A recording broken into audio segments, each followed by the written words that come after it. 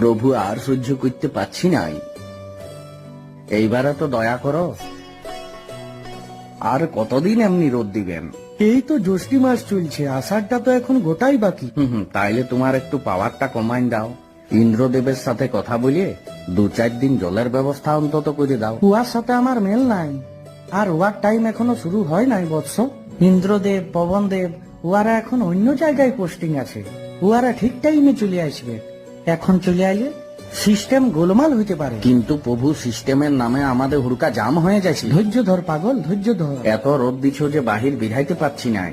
বাহির বিধাইলে মুখটো পড়া বাগলের মতন হয়ে গেছে। কিচ্ছু করার নাই, তোরা পরিবেশ দূষণ করছিস, গাছ লাগার থেকে বেশি কাটিয়ে দিছিস। আমি কিন্তু গাছ লাগাইছি সূর্যদেব। ভালো কথা, কিন্তু দু একটা লোক গাছ লাগালে কি লাভটা হবে? আমি এই বছর 10টা আমের আঁটি পুঁতেছি, এই বর্ষাতেই সেইগুলা